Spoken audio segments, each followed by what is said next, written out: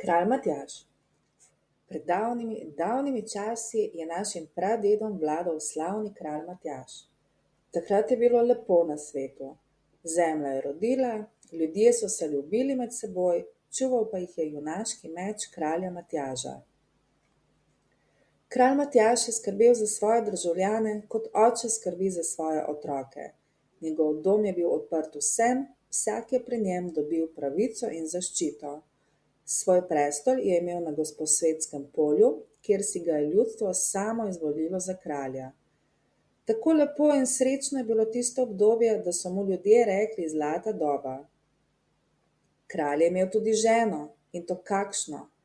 Alenčica je bila lepa hčerka ogrskega kralja.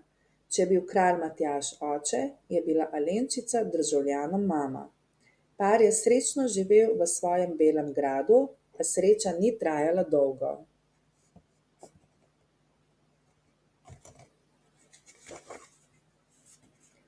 Kralj Matjaž in kraljica Alenčica sta bila poročena šele 3. dan. Z njima so se veselili ljudje iz vsega kraljestva ob Savi, Dravi in Donavi. Gostovanju in rajanju pod starimi lipami ni bilo ne konca ne kraja. Toda kraljevi sovražniki v daljni Turčiji so opazovali, kaj se godi na severu. Menili so, da je sedaj najugodnejša priložnost napasti kralja. Zbralo se jih je ogromno in odpravili so se proti Matjaževi deželi, da začnejo moriti, požigati, rušiti in pleniti. Kralja Matjaža pa niso ljubili samo ljudje, temveč tudi živali, zlasti ptičice, ki so znale takrat tako žvrgoleti, da so jih ljudje razumeli. Ko so ptice opazile turški napad, so kralju takoj sporočile, kakšna nevarnost mu grozi. Ko je bilo na svadbi rajanje 3. večer na vrhuncu, kralj zasliši glasek drobne ptičice, ki mu zažgoli. Kralj Matjaž, ti se veseliš in popivaš, a jezni Turki ti uničujejo deželo. Vstani, zberi vojsko. Kralj Matjaž ji odgovori, kako se naj bojujem? Hlapci so utrujeni, konji bosi, sablje niso nabrušene in puške niso pripravljene. Ne boj se, ptičica, Turki poznajo naše meče, ne bodo si upali daleč. Tudi naslednji dan ptičica opozarja brez uspeha. Ko pa se oglasi 3. dan, najde kralja in njegovo vojsko pripravljeno.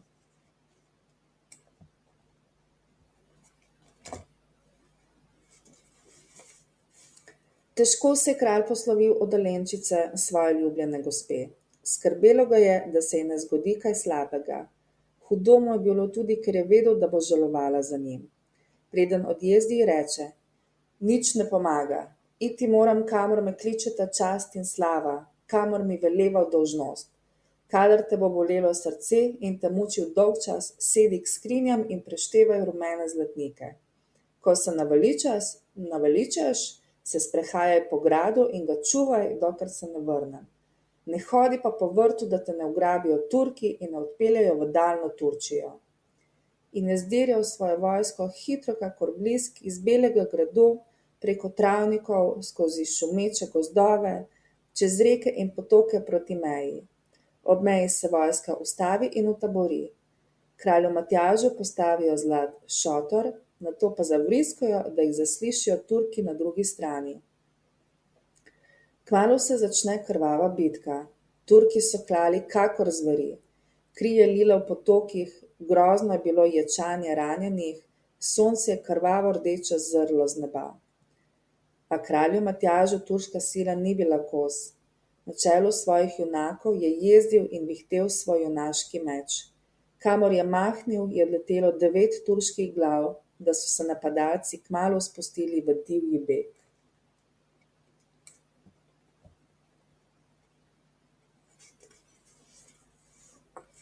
Junaki so praznovali zmago. Kralj Matjaž je sedel v svojem zlatem šotoru in počival. Premišljeval je o svoji ženi Alenčici, ki je bila sama daleč stran v belem gradu, ko prileti ptičica, sede na šotor in zažvrgoli. Oj, kralj Matjaž, hitro na konja, bojuješ se po svetu in se ne zanimaš za svoj dom. Glej, prikradli so se Turki in ugrabili kraljico Alenčico.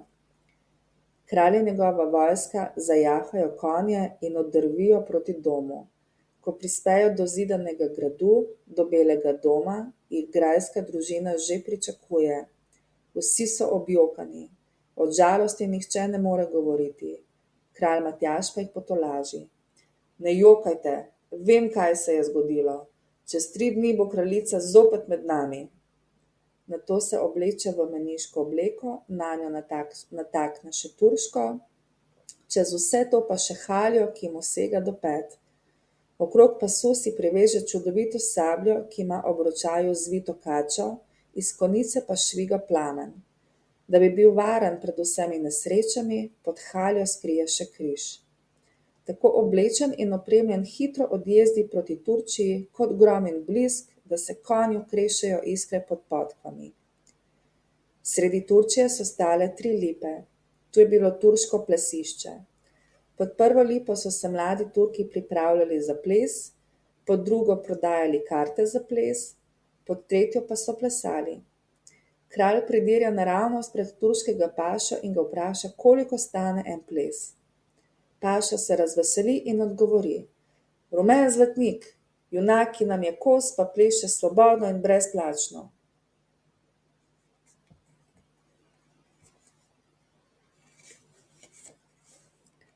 Kralj Matjaž potegne iz žepa rumen zlatnik in ga vrže na mizo, da se 3krat zavrti, potem pa obleži pred pašo. Ta se zastrmi vanj, kajti ve, da takšne kuje kralj Matjaž, ter vpraša junaka, kje ga je dobil. Ta mu možato odgovori, da je kralja Matjaža obglavil in mu pobral vse zlato. Turki mu dovolijo, da si izbere plesalko in stopi naravnost k kalenčici. Ta ga je najprej nezaupljivo pogledovala, ker je mislila, da je neznanec resnično ubil njenega moža. Med plesom pa je pokaže svoj prsten in Alenčica ga takoj prepozna. Veselo in lepo sta plesala, medtem pa načrtovala pobeg. Vse bolj in bolj sta se bližala konju, nato pa na njem oddirjala hitro kot strela. Turki so najprej osuplo gledali za njima, kmalu pa paša spozna, da so imeli pred seboj samega kralja Matjaža in takoj za njim pošlje četo preganjalcev. A kralj s svojo čudodelno sabljo seka glave, kakor žanica klasja na njivi, Alenčica pa ves čas pazi. Ko kralj Matjaž udriha po desni strani, se sklanja na levo in obratno. Kmalu so vsi preganjalci ležali mrtvi, a nevarnost še ni minila, saj sta bila še vedno v sovražni deželi. Treba se je bilo spomniti kakšne zvijače. Kralj Matjaž ni bil le velik junak, bil je tudi moder. Turškemu kovaču naroči, naj mu podkuje konja tako, da bodo podkve stale v nasprotno smer, da s tem prikrije svojo sled.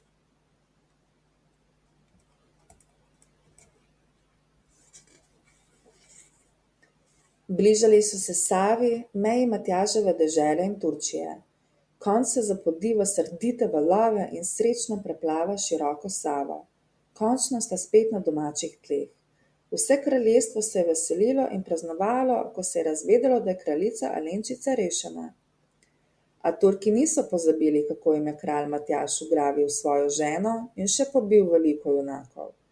3krat so mu napovedali vojno, a kralj je ostal nepremagljiv. Turki niso odnehali, zato zberejo veliko vojsko, da jih je kot listja in trave, ter napadajo kraljevo deželo. Ta jim gre pogumno nasproti, kakor strela se zakadi mednje in seka naokoli, a Turki ga obkolijo in ujamajo. Odvedejo ga v Turčijo in vržejo v temno ječo. Za kralja izve Marjetica, najmlajša hčerka turškega carja, ki je veliko slišala o njegovih junaških delih. Šla ga je obiskat. Tako je bil všeč krasni junak, da ga je obiskovala vsak dan in si želela, da bi imela takšnega junaka za moža. Nekoč Matjažu pove, da ga bo osvobodila, če jo vzame za ženo. A kralj, čeprav močedna mladenka ugaja, se ji nasmeje in odgovori: To ne more biti. Doma žaluje za menoj Alenčica, moja gospa, da jo vidiš. 3krat je lepša od tebe in 3krat mlajša. A ne bodi žalostna. Doma imam brata, zalega junaka. Osvobodi me in lahko se poročiš z njim.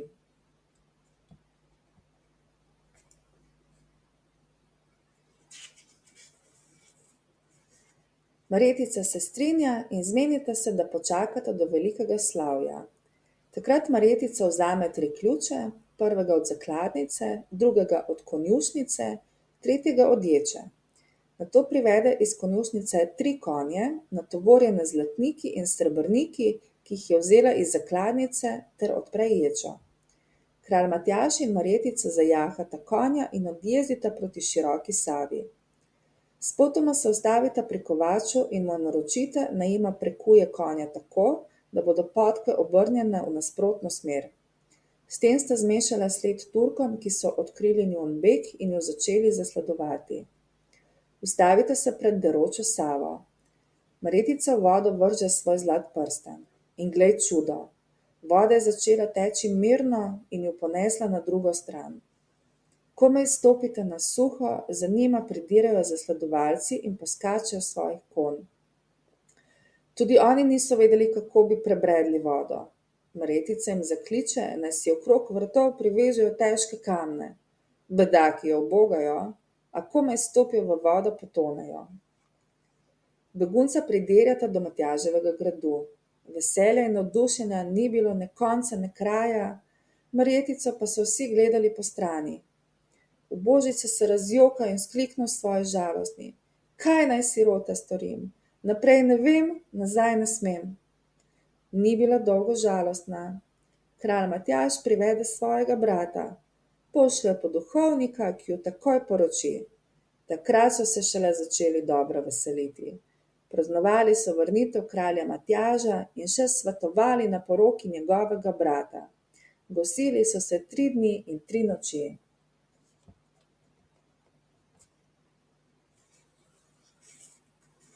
Od takrat je imel kralj Matjaž mir, kajti bali so se ga Turki in sosedje na severu in zahodu. Vso svojo skrb in pozornost je namenjal blagostanju državljanov.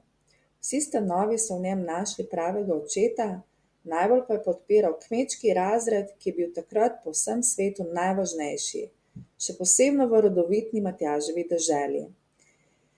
Kmetje se dobrega in blagega kralja še danes spominjajo v pregovoru, ki je nastal v kasnejši dobi, ko so kmečki stan zatirali oholi graščaki. Kadar bo kralj Matjaž kraljeval, bo kmetič dobro kmetoval. Tako je kralj Matjaž začel siveti, a še vedno je bil junak, ki se bal ni nikogar. Sosednji vladarji so čakali Matjaževo starost, takrat so zbrali velikansko vojsko in napadli kralja. Matjaž se jih ni ustrašil. S svojimi junaškimi borci se jim je neustrašno postavil v bran. Borili so se neprestano 3 dni. Tolikega junaštva svet še ni videl. Končno sovražniki pokoljejo večino Matjaževe vojske, a veliki junaki ne umrejo. Tudi kralju Matjažu je bilo usojeno, da ne umre. Odpre se gora in vase vzame kralja Matjaža in 100 njegovih junakov, ki so ostali živi. Pod njo spi kralj Matjaž že stoletja in stoletja v ogromni skalni dvorani. Le izvoljenim poštenjakom je dano, da najdejo njegovo votlino in ga vidijo. Ti nam pripovedujejo o njem, da sedi pri mizi sredi velikanske dvorane. Glavo ima naslonjeno na mizo. Raste mu bela brada, ki se ovija okoli kamnite mize.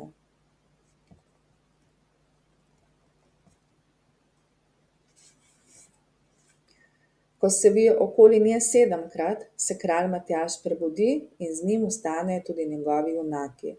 To se bo zgodilo takrat, ko bo na svetu najhuje. Da bodo ljudje vedeli, kdaj ga lahko pričakujejo, bo med zimo pred njegovo jamo zrasla lipa.